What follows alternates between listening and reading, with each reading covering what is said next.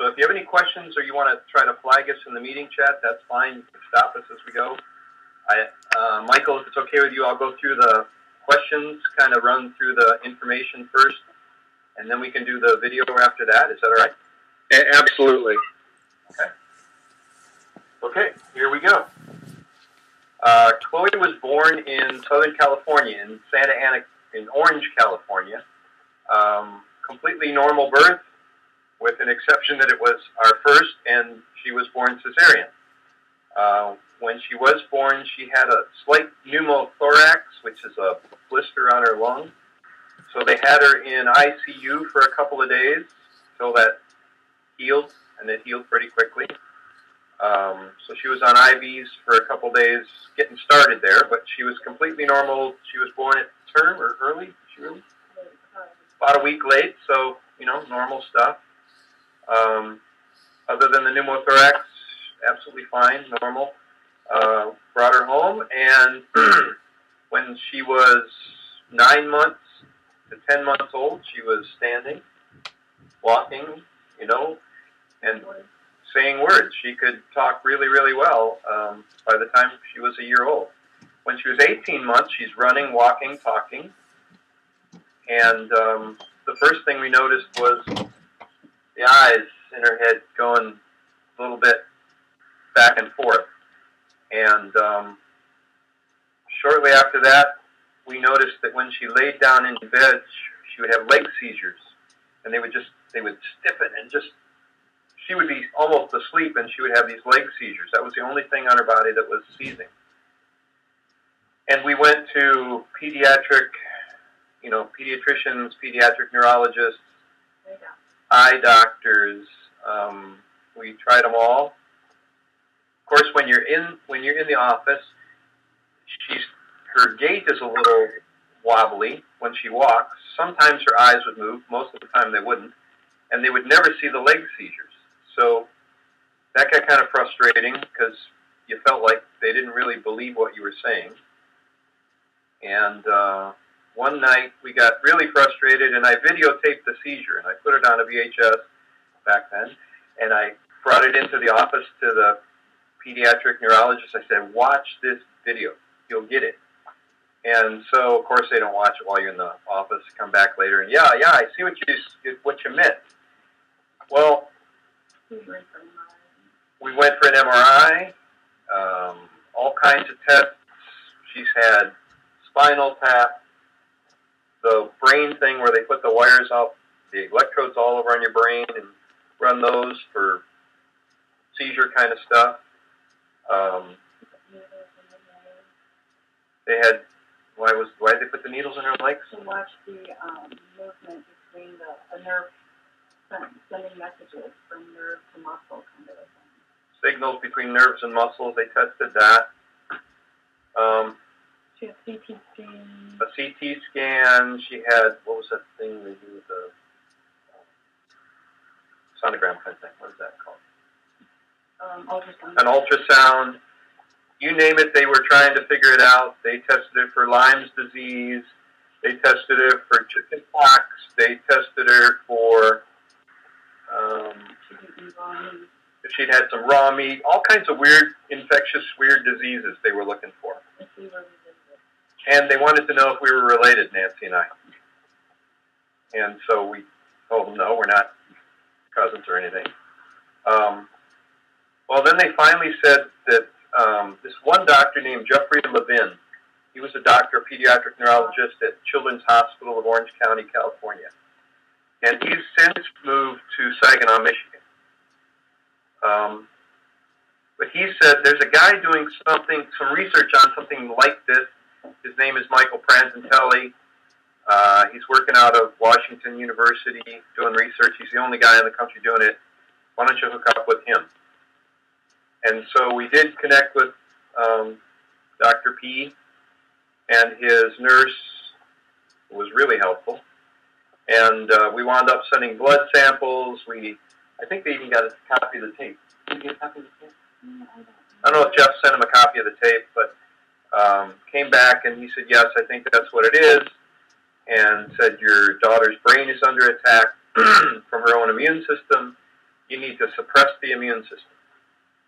Now, this is back in 1993, let's see, it was fall of 93 when she came down with it. So it's probably fall and winter of 93, 94.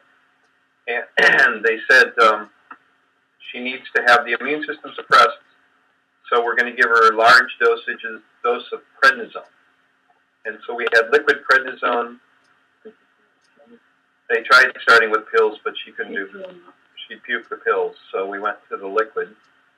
But at this point in time, by then, she had deteriorated so rapidly that she couldn't sit up in a chair and hold a bottle. This is a kid that was walking, running, and talking.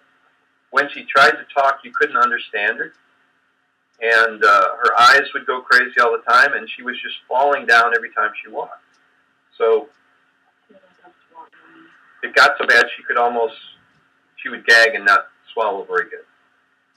So at this point, we said, okay, we'll try the prednisone, and you're going to ask me what the dosage was, and I can't remember, but it was a real high dosage. We took half of it in the morning, half of it in the evening, and the only way we could get it down her was to mix it with yogurt. So to this day, she's not a big fan of yogurt, but that was the only way we could get the kid to get her meds down. Let's see. We had, following that, it helped quite a bit and pretty quickly. But then came the side effects. You see on the screen there, chubby cheeks. It just she became like the little Pillsbury Dough girl. And speech was really tough. Her eye movement slowed down. Her speech was really tough. So we went and we did speech therapy with the public school system out in Southern California when she was 3 years old. She was doing like preschool speech therapy. And then when she got into school, she got into occupational therapy, physical therapy, lots of physical therapy.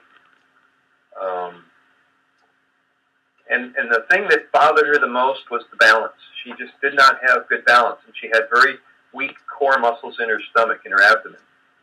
So the physical therapist really worked on trying to strengthen the core muscles in her abdomen.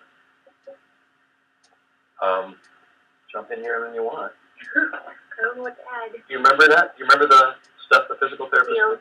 I remember that, yeah. And what did they have you do? They had me play in a ball pit. Yes. They had me do writing with chalk on a chalkboard. Swings. Yeah, swings from the ceiling that, it was tough for her to get her balance, so they put her on this big, almost like a surfboard, wasn't it, swinging? Yeah. Kind of. And this would have been now 95, 96, 97 in there. After the speech therapy and the physical therapy and occupational therapy, we noticed it was really, really difficult for her to read. Extremely difficult. And that took a lot of extra work. She hated to read. I don't know if the words were jumping around on the page for you or what. Because I couldn't pronounce anything, so it was all like gibberish to me.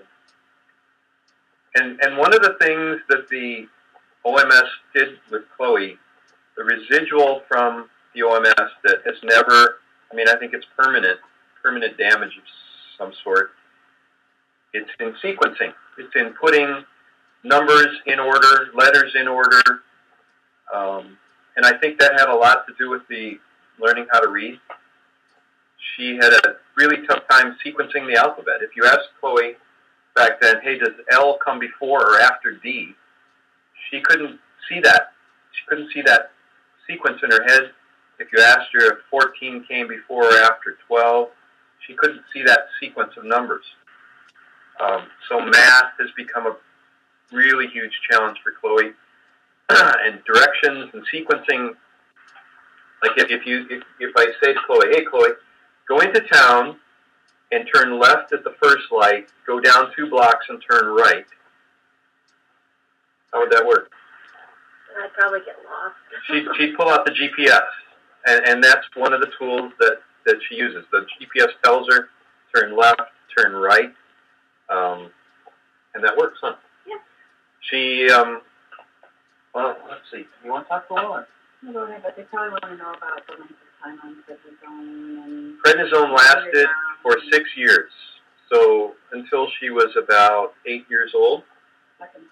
Second grade, she was on prednisone. And if any of you have had your children on prednisone, your grandkids on prednisone, not only does it have some really crappy side effects like bloating, puffiness, high blood pressure, and a lot of hair, they become very hairy, but it was really difficult to wean her off it. And every time the doctor would give us a protocol to wean her off it, she'd reverse back and have similar symptoms: the eye movement, the clumsiness, the speech problems. So we had to go to a higher dose to get her where she was. We had to keep going back up to a higher dose to bring her back to where she was before she started to slip. Okay, so this went on for months. We kept trying 3-4 times. We tried to wean her off, and we couldn't do it. So the doctor at Long Beach Hospital, Children's Hospital of Long Beach, her name is Dr. Jean Lake, and she is a peach. If you have an opportunity to talk to her, she knows what's going on, and she's really good about, paying attention to what the parents say and listening. She's a good listener. And one of the things you'll find doctors hate to do is network with each other. And Jean would call Dr. Pranzantelli, and they would work through protocols on how to do things. So Jean decided that we should try something called IVIG. And that would help with the symptoms and help us get her off prednisone. So we were in the middle of a prednisone decrease, and Dr. Jean put her in the hospital, and they hooked up an IV, and they decided they were going to drip this IV in her in 2 hours. Well, by the end of the 2 hours, Chloe was comatose. She couldn't respond. She was just completely out of it. But when they first put the IV in her, she spoke clear as a bell. We had her call her babysitter on the phone, and her babysitter almost fell off the chair. She couldn't believe that Chloe could speak so clearly. And all it was the start of the drugs. Well, that was about the first hour. The second hour, she went comatose, and we lost her for 3 days. She was in a stupor coma for 3 days there. Well, this is back in the mid-'90s. The doctors decided, well, maybe we should try it a little slower on the drip. So instead of going 2 hours, the next time we did... You ended up doing all day eventually. Yeah. We wound up, through trial and error and watching Chloe's reaction each time, we wound up doing it almost over 8 hours. And we had a nurse come to our house, and Chloe was not good with needles. She hated needles. Probably still hates needles. Still hates needles. And we'd have to trick her. So we got her computer games, and we would distract her with computer games. And then we'd have the nurse stick her with a needle, and then once the needle was in, she was fine. We put a fanny pack on her and a little pump, and she went around the room, played, and... She still used Benadryl and Advil, and she still would have headaches and vomiting afterwards. Yeah, we'd preload her with Advil, Benadryl, Tylenol before the drips, but she still would get really bad headaches from the drips. So I don't know if that's indicative of the medicine itself.